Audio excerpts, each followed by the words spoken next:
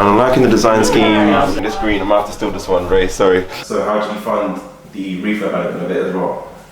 So we basically got the development funds from an investor. We had an angel investor basically fund partially the development works on this one. Yeah. The deposit for the bridging finance was financed by ourselves. Praise God, bro.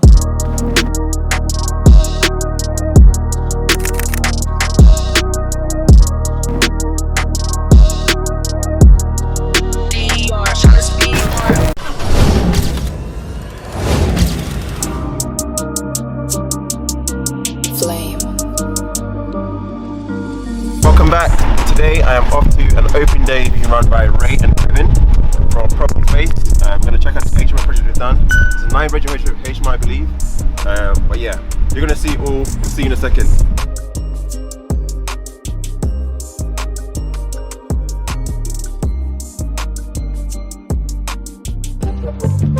So alright guys, so we've done the open day. I want to quickly introduce the owners of the property and they can introduce themselves. I guess Kevin, yourself and then Ray after. Hey everyone, I'm Kevin, so I'm one half of Property Space. I've been in property for about 5 years now. Previously doing most buy-to-let stuff and obviously going into the HMO space. And we set up Property Space as a joint venture, mostly to do kind of investors, reaching out to investors and communication to investors, and then Ray, talk about your side of it. Sure, so yeah, on the other side of Property Space, my name is Ray. I've been in property for about 7 years. Really started aggressively developing the portfolio 2.5 years ago. Initially through a company called Alfred Dzadey Group, and obviously joint ventured with Kevin more recently over the past year and a half. Now we're basically expanding our network, our services to different areas, working with investors. So that's basically what we're about. Yeah. No, good. And obviously you guys have seen property. It looks amazing, well done, well designed. I'm loving the finish, loving some features you guys have put up. So it's amazing work. So just talk us through like history of the building. So how you acquired it. Was you always intending to do to just finish? So just tell us a bit about the property. Sure. So yeah, we always target the luxury end of HMOs. So we're at the top end because it just means that the tenant profile that we would get in is better, and also the rental returns are stronger as well. So yes, the finish was always something that we try to pride ourselves on. We acquired the property through a bridging finance loan. And historically, this building was owned by a vicar, so this was like a vicar's house. That's why it's got these like really nice characteristic Victorian features which we try to retain. There's a church around here which has been knocked down, so obviously the vicar's a little bit variable, but.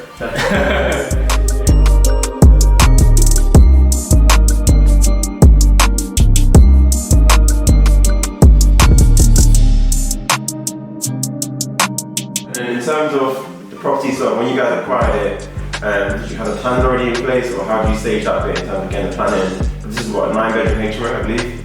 Yeah, it's a 9-unit HMO and 6 ensuite rooms, 3 studio kitchenettes as well. So yeah, we basically kick off the planning element in the same time as the conveyancing. So we agree the price, and then also immediately we get the architect in to do the outline drawings and everything, and then we submit it into planning commission. So it runs in parallel with our conveyancing. Good. And did you guys purchase it? So a lot of people ask this question. So getting planning, do you go on the bridge, stay on the bridge while the planning comes through, or did you get the planning first? Getting money on the bridge. How do you do that? So the planning wasn't actually required on the bridge. So we purposely selected a lender who didn't need it. Yeah, some lenders need it, some don't. Yeah. But we actually ran the planning application in advance, so during the conveyancing process anyway. Just it gives us the simultaneously. So they just go in side by side. Because by the time we get the bridge. Granted to us, then hopefully the plan will just come in as well. They'll come in around the same time, rather than get the bridge, which took us about 4 months. Then get planning, which could take about 4 months. By that time, you don't know what you paid interest as well. So, one more thing. In terms of the planning side of things, you just told me you didn't develop finance. Obviously, I'm guessing if you didn't wait for planning, you probably didn't go and develop finance. So, how did you fund the refurb management of it as well? So we basically got the development funds from an investor.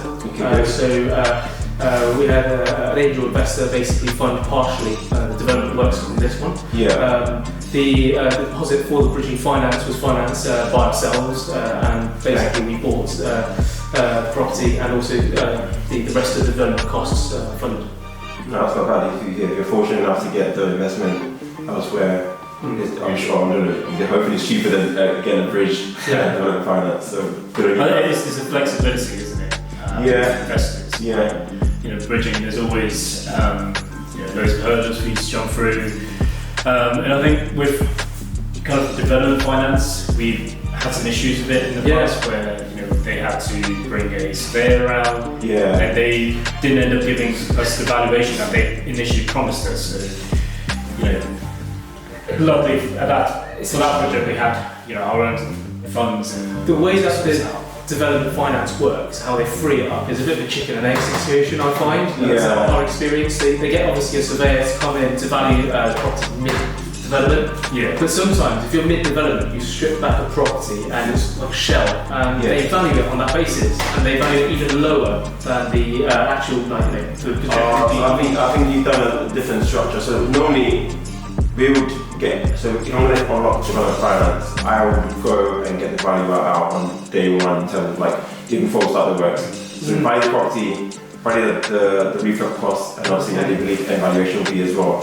I think the annoying bit is the drawdowns, that's the request of the money, where you have to get, so again, not to disclose this, but when you actually use development finance, someone has to come out, so they've got the bank has their own asset manager who needs to verify the work's done and cost it up to say, okay, if he's claiming 40 grand spent, they need to make sure that 40 grand is what you actually have spent based on what they see when they come inside.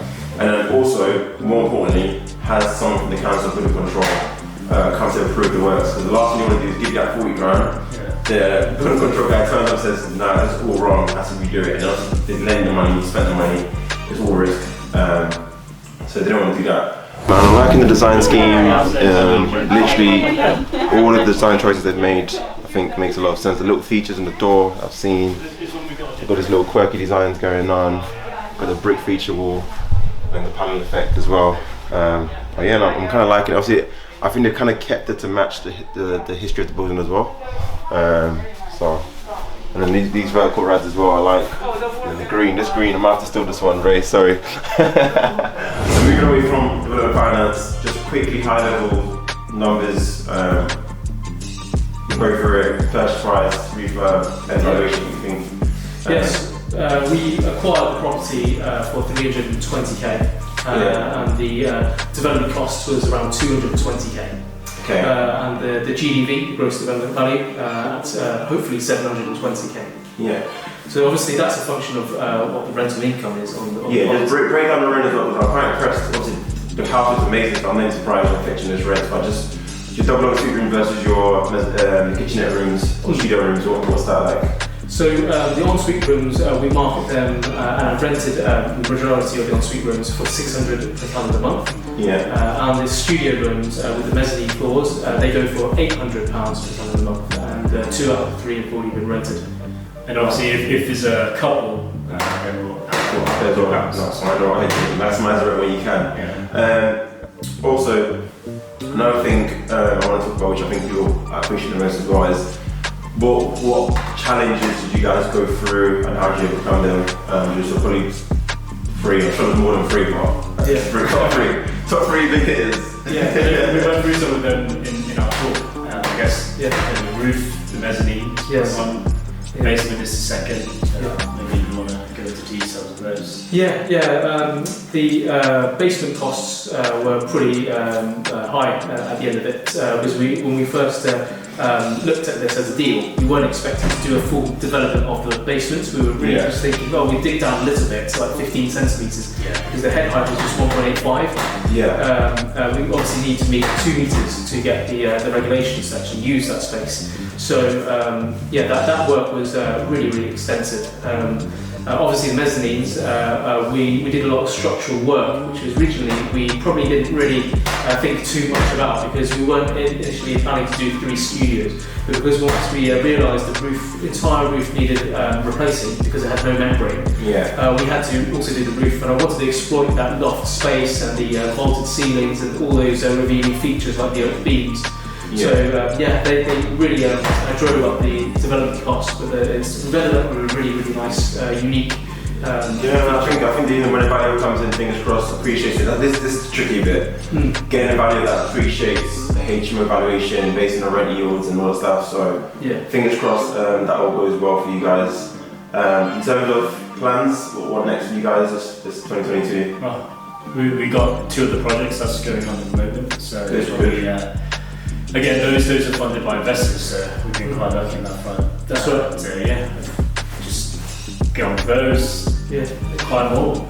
And also we're looking to broaden the horizons in terms of what other businesses we want to work with others on. So like other landlords, investors. We're offering more services like the project management service for renovation, for example, and also potentially even finding properties for others as well in sourcing side. Are you keeping it to one area, or are you saying West Midlands? So this is a chance to sell. We're doing work with foreign investors. I've spoken to quite a few. So without going into the politics and stuff, a lot of people coming over from Hong Kong. So I'm speaking to quite a few of them. Good. So one of them we're actually helping find a property in Newcastle. So So you are looking outside. But actually, from our perspective, people are like, Newcastle, that's like 4 hours away from me. But it's 4 hours away for us, but it's 24 hours away for her. So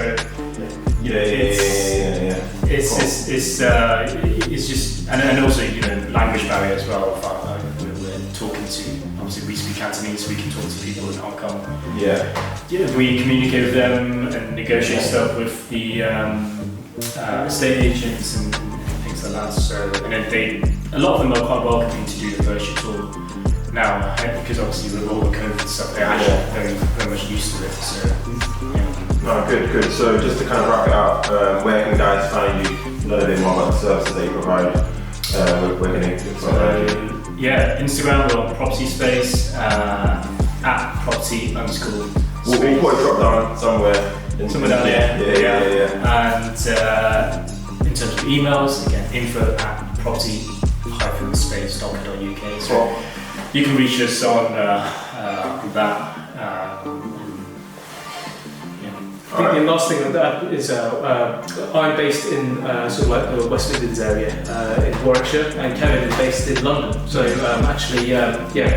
we try to cover as much as possible, really, geographically. Good. Well, guys, you can reach out to them, get in contact, and see what can be done.